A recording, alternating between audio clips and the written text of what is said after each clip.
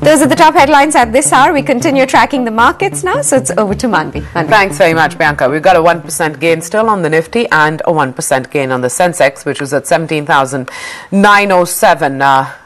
The toppers as far as gains in the Sensex are concerned are Tata Motors, Hero Honda, Maruti Suzuki and then Tata Steel. Tata Motors the star there with 6% plus gains right now. We have a very special guest joining us this morning. It's been a very long time since we last met up with Anup Maheshwari, Executive Vice President and Head of Equities and Corporate Strategy at DSP BlackRock Investment Managers. Anup, a pleasure to have you here on Profit. A very good morning to you. This is Manvi in the Delhi studio. Morning, Manvi. It's been a rocky 2011 so far, but you know, I'm not jumping the gun just yet. There is a pocket of thought which says the worst is over. What's your sense? Well, I think it's one can't just make a very definitive statement on these points because there's just so many fluid issues at this point in time. But it suffice to say, you know, these corrections are good. If you have a long-term horizon, clearly you like to buy markets as they fall rather than as they rise. And clearly we've seen a fairly strong impact in the last month and a half. India has been very divergent from most other Asian markets, emerging markets, not only just developed markets. And all of that gives us the sense that clearly, you know, there is value that is emerging in stocks and sectors. And it's interesting for investors to start looking at the market over time. Before I get into that, Anup, you know, for the next couple of months, I mean, it's your pick whether you want to take a 3, 6 or 1 year view. You know, what's the best case and the worst case scenario that you're working on as far as the market goes? Again, we sort of try and shy away from taking too many index specific views, but I can say for the time being, the way we're thinking is that the market will probably spend a little bit of time in a plus minus 10% range from where it is today. So there is scope for the markets to even head a bit lower once this sort of small rise is complete. But having said that, you know, you can't sort of time markets very well. And the more important aspect to focus on is the fact that you have good quality businesses that are now available at much cheaper prices. The one bright spark in the middle of all that's going on and all the negative macro news is the fact that corporate earnings growth for financial year 12 still looks reasonably decent. We aren't seeing much coming in the way of basic corporate earnings growth, and that's eventually what markets finally move in line with. So while there's a lot of noise at this point in time and that's causing markets to fall, I think, as I said, you know, falls like this do present opportunities. But it will, you know, it's not a market that one needs to rush into in a hurry. I think it needs to spend some time digesting all of this that we've seen. So, you know, investors have the ability to pick and choose at this point. Okay, you talked about good quality companies available at good prices. Without, you know, getting into specifics that you want to avoid, I mean, what are we talking about here?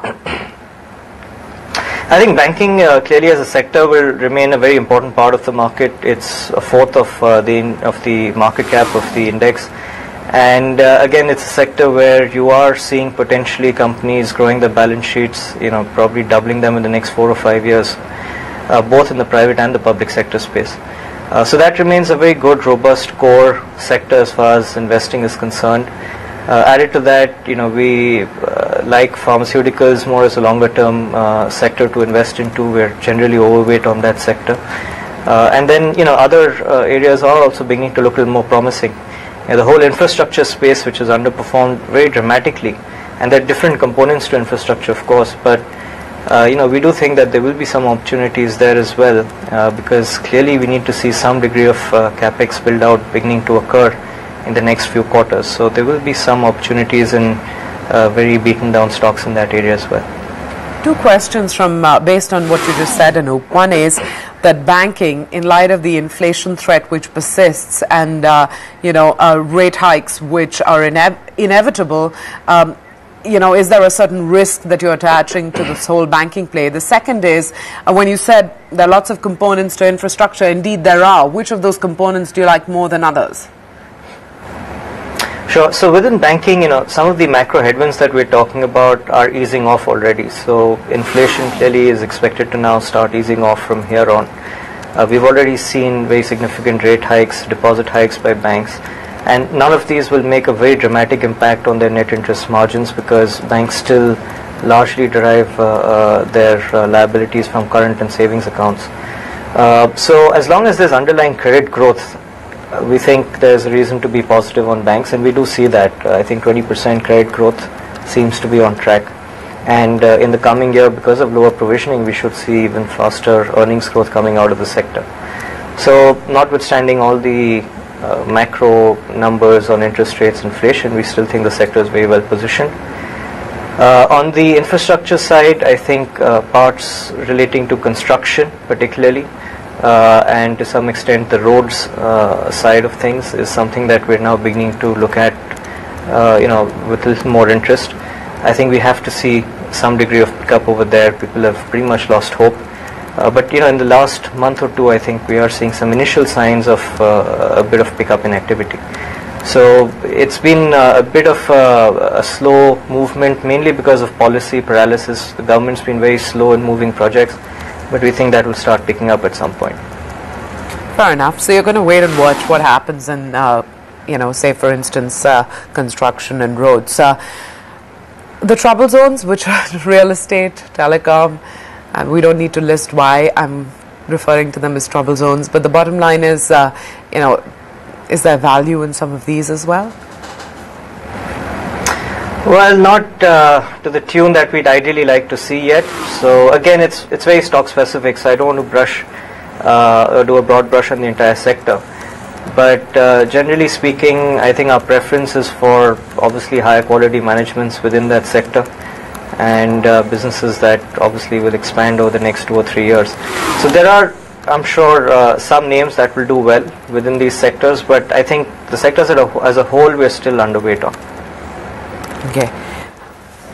Contrarian call, Anup? Anything that you can outline which falls in the contrarian pack? Sorry, could you repeat that question? Do you have a contrarian call in any particular part of this market? Something that's not really in the spotlight yet you have conviction?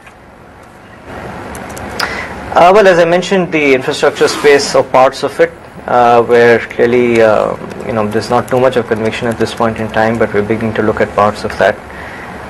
Apart from that, there are parts of auto that we continue to like. Auto, most people are beginning to turn a little more apprehensive on, but we do think that's still a very good long-term sector to hold on to. But beyond that, I mean, commodities is one area where we are underweight, and although commodity prices are fairly high at this point in time, we do believe there is scope for some downside there. So there's a bit of a differentiated view on that sector. Okay. Anup, I just wanted to, move away from sectors and the markets to just take stock of India, and the macros are a part of it, the stock market is a part of it, the policy paralysis is a part of it. Today, what is the biggest sort of risk that you see, the biggest headwind? You can use any adjective. What's that one red flag that you're watching for keenly in 2011? Well, there are many actually, unfortunately, Manvi. It's not just one that we can list out. I think clearly, domestically at least, and this is facing a lot of markets actually now, is the whole inflation fear, particularly food inflation. And that's something that therefore has repercussions as far as interest rates are concerned. And somewhere down the road, obviously that ends up affecting corporate earnings and valuations as well. So I guess that has to be one central fear. That's fundamental across not just India actually, it's across many markets right now. Fair enough. Got your hopes high as far as this budget is concerned, or not really? Well, the budget, frankly, as time passes, is becoming less and less relevant as a document by itself, because there's so much of policy that happens over the course of the year. From this budget itself, I mean, we have a lot of state elections coming up, so we're not expecting anything really dramatic from the budget, so to speak. But I think over this year and next year, the important tax changes is what we're very interested in seeing come through. The budget hopefully will give us some roadmap on that, particularly on GST and direct taxes. But apart from that, I think policy is going to be more ongoing than just linked to the budget itself. I can tell you, I got my hand up. over the years, the budget is an event, even from the media perspective. Really, you're hoping for a lot, but so much happens outside the budget that the budget itself has become less important over the years. Anup Maheshwari, it was a pleasure to have you here on NDTV Profit, and I'm going to take this opportunity to say I hope we get to see much more of you. Thanks very much for joining us today.